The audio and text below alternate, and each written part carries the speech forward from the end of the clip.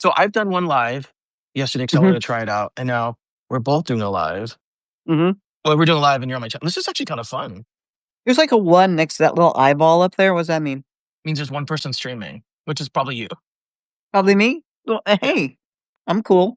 yeah. I'm still growing the Substack, but I love it because like I mean we're both writers. I don't know, like it was just like both you and I think both you and Brantley sort of pushed me into writing novels. I wanted to be a novelist when I was a kid.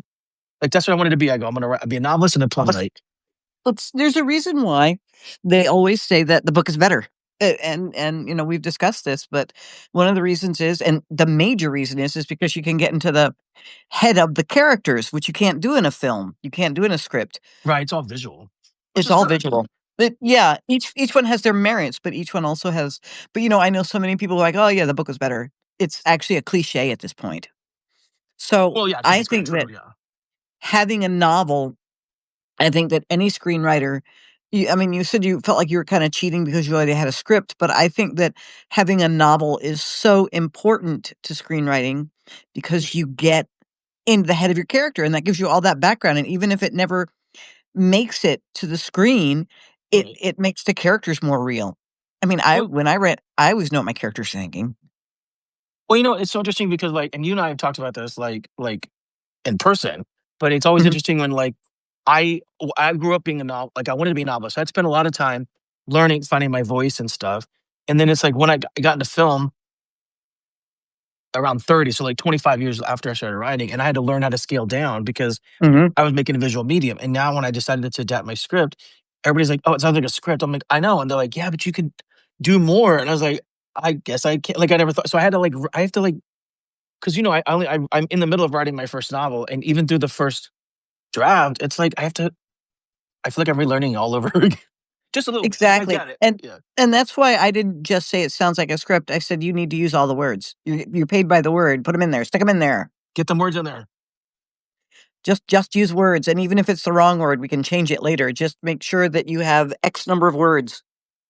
Yeah, that's a hard thing to do. So like write and then like realize that it's okay to go back and edit later.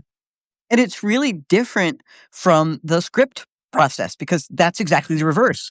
You want to use as few words as possible. You have a very strict thing, and Like it's such a visual description. medium.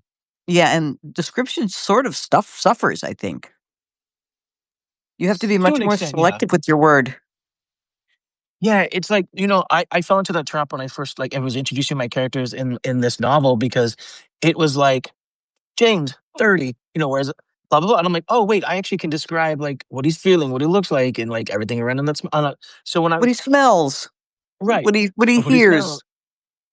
Right. And so like when I'm working on the second draft, there's 31. So the first draft is like 20,000 words. It's just like a novella. But like as I'm expanding and I started describing it, I was like, oh, like what is James, my main character, like doing right now?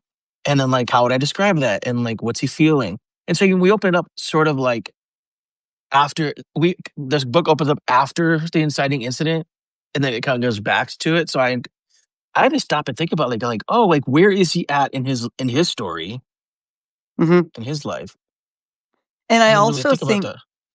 in looking at it and in reading what I've read, I think that one of the things that you're going to want to do is Mhm. going to want to go back and put in a little prologue because you do start in the middle of the description, but Right. your hook, the first line of any novel is your hook, and there are actually competitions of the first line of your novel. Oh, And that's people fun. win I like because that. yeah, there's I'm gonna also write this one down. called the Bulwer-Lytton contest. Bulwer-Lytton wrote the worst sentence at the Yeah. beginning of any novel in history. What And was the it? first, it was a dark and stormy night. But the reason that one is the worst is because it goes on for a page and a half. Oh, okay. You have to read the whole thing as a dark and stormy night, comma, the rain came down, comma, da da da da da da da da da. I feel like I've heard of It that goes before. on and on and on. So they have a competition every year to see who can write the worst first line. Okay, I'm gonna write So that down. and there are other hook contests, and your first line should always be it always sets the tone for whatever's going to come. So if you're writing a horror novel, your first line should always be jarring. If you're writing a romance novel, your first line should always be sweet. So like, and your first line can be in your prologue. So in your Wait, let me prologue, write this out. you know,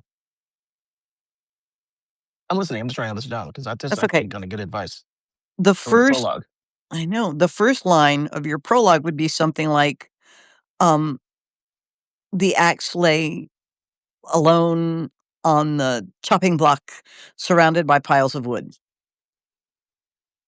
And, I'm the, writing and this down.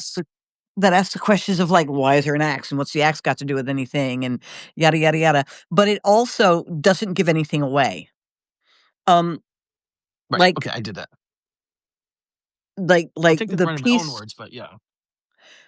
yeah, like the piece, and you can write it about anything. I'm just saying, the novel that I'm working on now. The first line of it is Barbary ran, and Okay. it's evocative. Who is Barbary? What is she running from? Is she running, or is she running to something, or is she running because she's happy?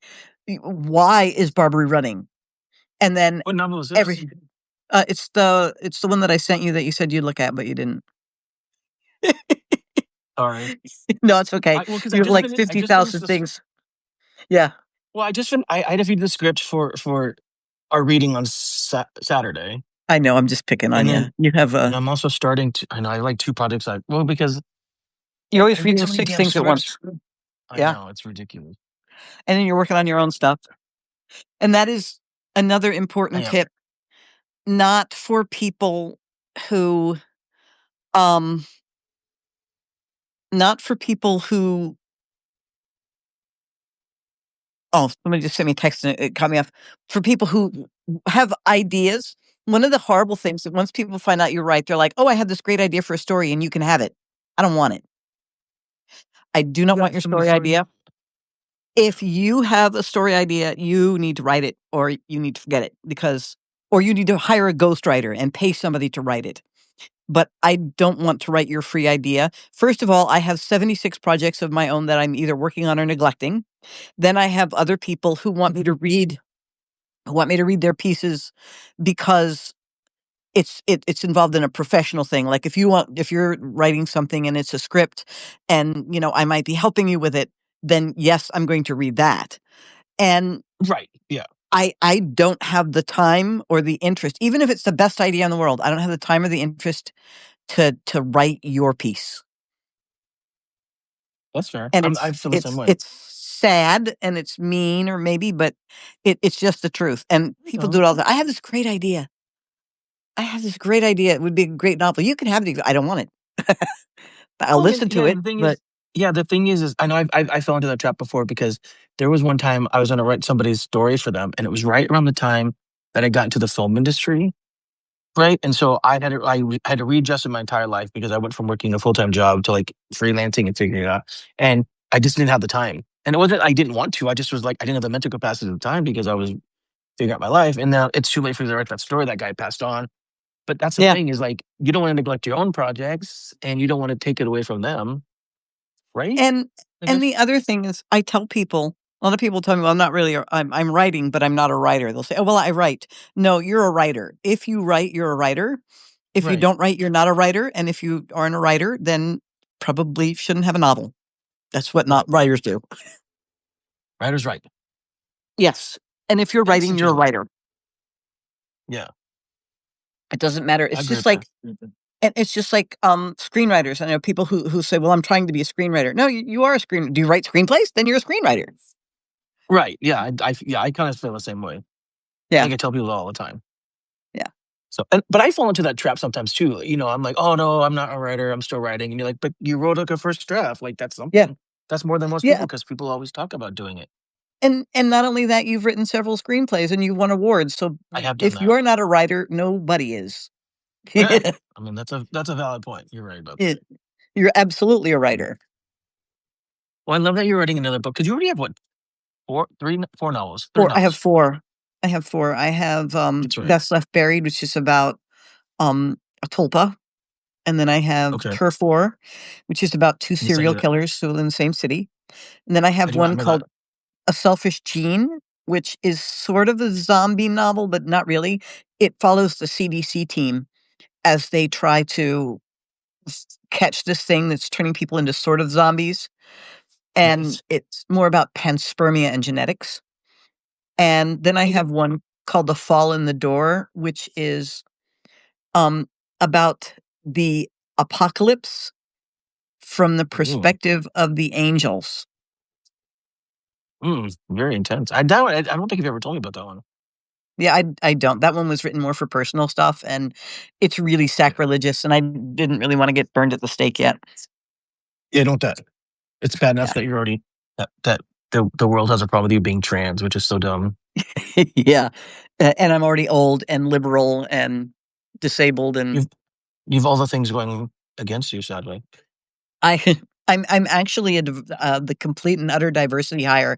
If I were a person of color, you wouldn't need to hire anybody else. I have all of them. Right. You all the box checks.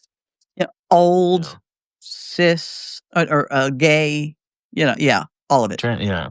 That's funny.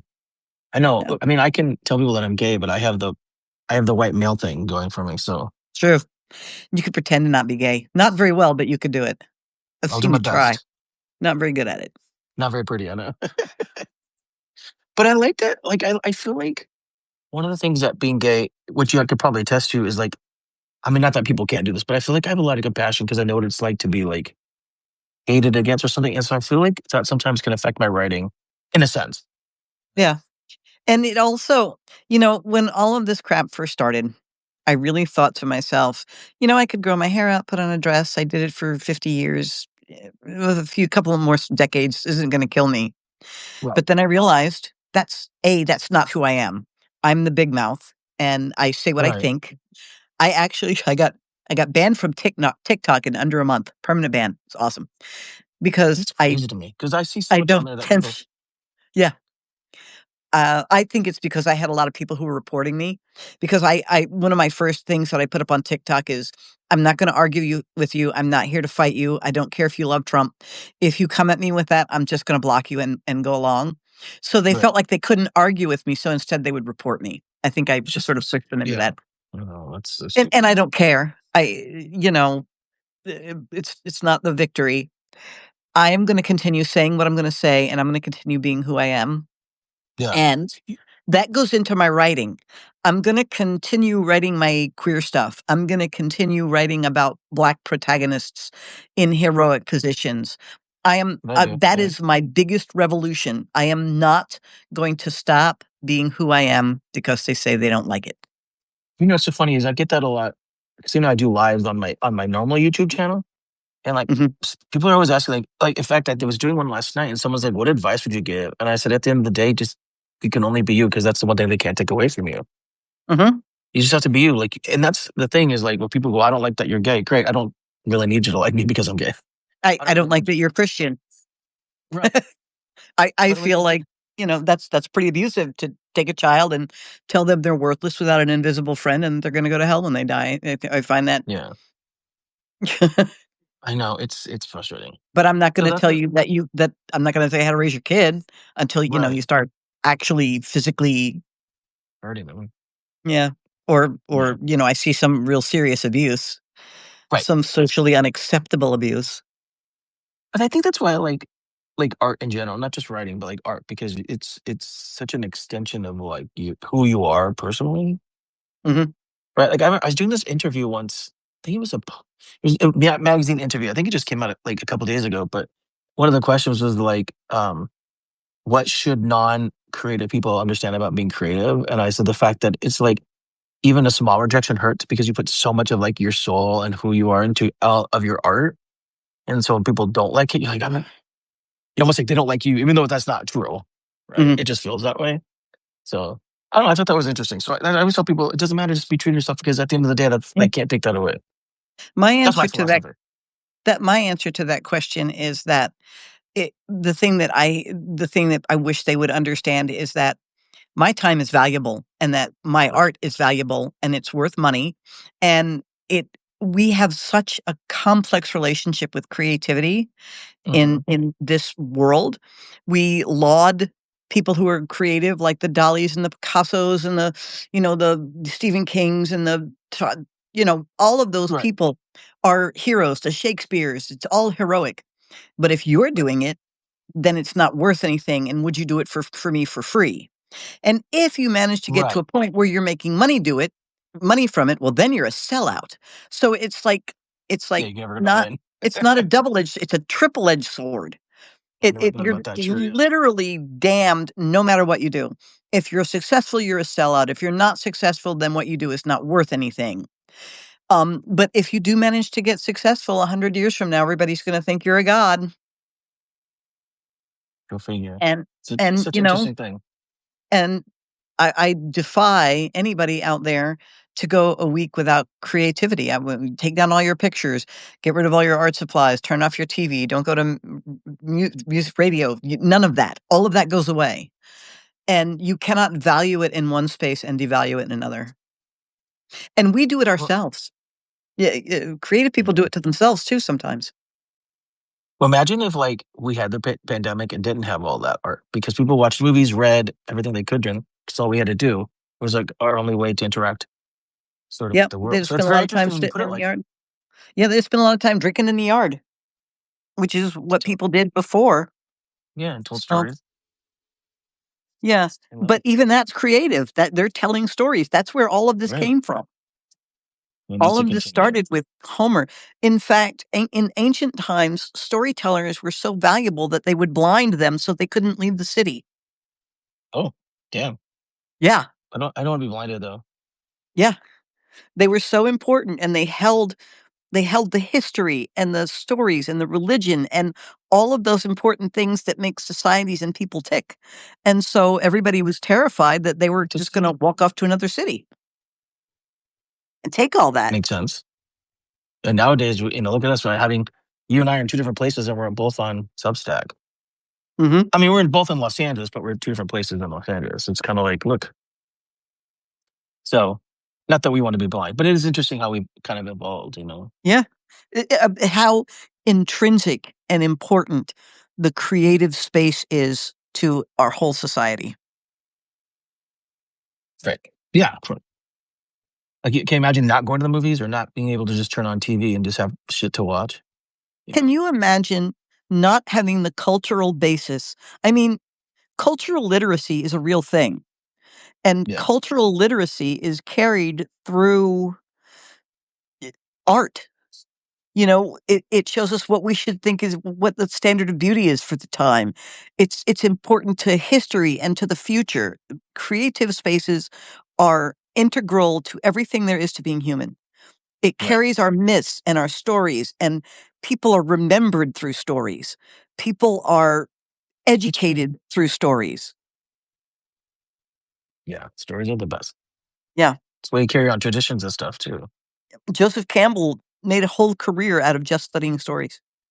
I love Many Joseph people Campbell. do. There's an entire line of mythologists out there who simply analyze society and the human psyche through the stories we tell. Mhm. I love Justin Campbell. He's great. He is. And he's very important to writing. I mean, you have the cycle. And some people are saying, well, I hate Joseph Campbell's style cycle. Well, nobody cares. Yeah. Still a thing. It's still and everyone's entitled to their opinion. I don't think that every single story follows Campbell's art, but I think enough of them do that it's still valid. Right. Agree. Yeah. I love it. Well, guess what? I should probably get back right. I'm here and we're talking about writing, but maybe I should actually go right now. You gave me some good ideas here with like this hook thing. Yeah. I'm gonna take your sentence, but I'm gonna rewrite it so it's my voice. No, you can write any sentence that you want. You don't have to use that. It's what came into mind because I know what you're writing. Right. Yeah, because you're one of my best friends. No, I like that. It's actually really cool. Thank you for the Maybe advice. just talk about the history of the axe or whatever. I actually thought about doing a whole chapter on just the axe. Like that's such a Stephen King thing to do. To be like, oh, here's my story. By the way, let me stop for like 50 pages and just write a whole chapter Maybe about. maybe you should do that in the prologue. Yeah. Oh, And then when you get in there, you yeah, can but I actually like that idea. I know. I'm a genius. Start a I know. whole loop thing. No, I don't know about all that. It's so fun.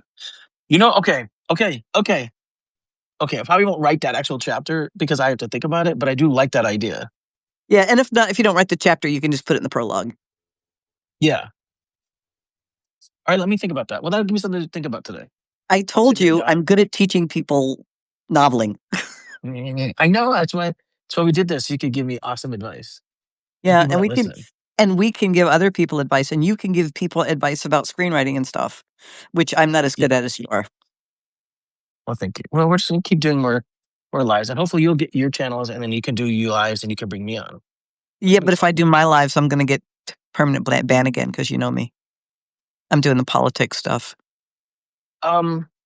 Interesting. No, well, yeah, but my channel is all about writing. Yeah, I know.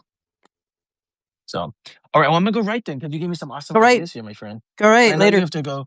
You have to go have a day as well. Yeah, I need to go get ready to go see my kid. All right. Well, All have a right. good day, my friend. Thanks for just talking. I appreciate it. It was good No talking. problem.